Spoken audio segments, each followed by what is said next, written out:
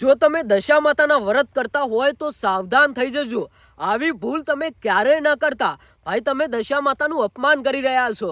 10 દિવસમાં દશા માતાના ધામધૂમથી તમે વ્રત કરો અને ભાઈ જે ભૂલ તમે કરો છો આ વ્રત કરેલા ભાઈ શું કામના। આવી ભૂલ તમે કરતા હોય તો આજે જ આ વિડીયો તમે પૂરો સાંભળી લેજો। આ ભૂલ તમે કરતા જશો। જે પણ લોકો માં દશા માતાના વ્રત કરતા હોય એમના સુધી આ વિડીયો પહોંચાડી દેજો। મિત્રો આ વિડીયો તમે કોઈ લોકો સુધી શેર કરશો તો માં દશા માતા તમારા ધારેલા જે પણ કામ હશે। હવે દશા માતાના વ્રત કરીને તમે શું ભૂલ કરો છો એ આજે હું તમને બતાવી રહ્યો છું। ભાઈ દરેક ગામડાઓની અંદર આવી ઘટના બનતી જ હોય છે। જે લોકો માં દશા માતાના વ્રત કરે છે ભાઈ 10 દિવસ માં દશા માતાના ધામધૂમથી વ્રત કરે, બંને ટાઈમ માતાજીની આરતીઓ કરે અને માતાજીને ભાઈ બને એટલી સેવા કરે। અને મિત્રો દશામાની મૂર્તિ જ્યારે આપણે પધરાવવાનો સમય આવે એટલે કે છેલ્લા દિવસે બધા લોકો ભાઈ કેવી ભૂલ કરતા હોય છે। જ્યાં ગટરોનું પાણી હોય, જ્યાં બિલકુલ પાણી જ ન હોય એવી જગ્યાએ માં દશા માતાની મૂર્તિઓ મૂકી આવે ને ભાઈ એ બહુ મોટું અપમાન છે। તમે 10 દિવસ માં દશા માતાના વ્રત કર્યા હોય શું કામના ભાઈ છેલ્લા દિવસે તમે આવું અપમાન કરો છો।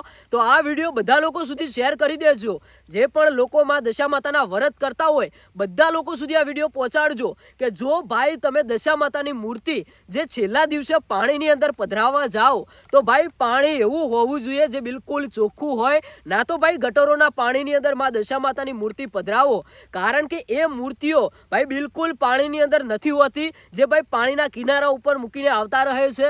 પછી 12 મહિના સુધી તે મૂર્તિઓ ત્યાંના ત્યાં પડી રહે છે। અને મિત્રો આ બહુ મોટું અપમાન છે। આ મૂર્તિઓ ઉપરથી ઘણા બધા ઢોર હોય, કૂતરા હોય, માણસો હોય, સાધનો હોય, આ બધું પસાર થતું હોય છે। તમે વિચાર કરો કે જે દશામાં તમારા ઘરે તમે 10 દિવસ રાખ્યા હોય એની કેટલી તમે ધામધૂમથી પૂજા કરો છો અને છેલ્લા દિવસે તમે આવી ભૂલ કરો।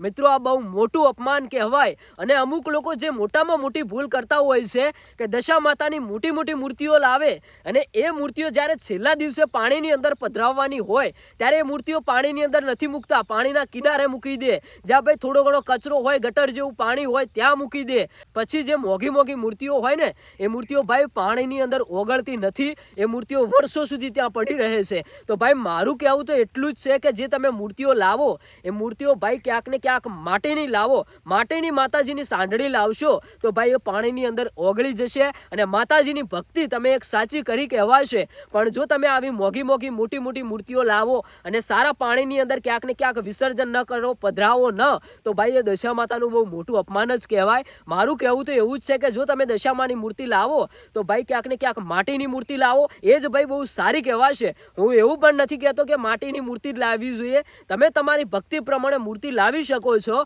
પણ ભાઈ છેલ્લા દિવસે આવી ભૂલ બિલકુલ ન કરવી જોઈએ। જે ભૂલના કારણે ભાઈ તમે જે 10 દિવસ માતાજીની ભક્તિ કરી હોય એનું બહુ મોટું અપમાન થાય છે। આ વિડીયો મિત્રો બીજા લોકો સુધી શેર કરજો। અને આવી ઘટના દર વખતે બનતી જ હોય છે, બધા લોકો આવી ભૂલ કરતા જ હોય છે, તો આ વખતે આવી ભૂલ કોઈ ન કરે અને માં દશા માતાનું અપમાન ન થાય એટલા માટે આ વિડીયો ગુજરાતના ખૂણે પહોંચાડી દેજો। બસ દર્શક મિત્રો આ હતી એક નાનકડી વાત। આ વાત જો થોડી ઘણી પસંદ આવી હોય તો વિડીયોને વધુ લોકો સુધી શેર કરજો અને કોમેન્ટની અંદર જય દશા માતા લખતા જજો।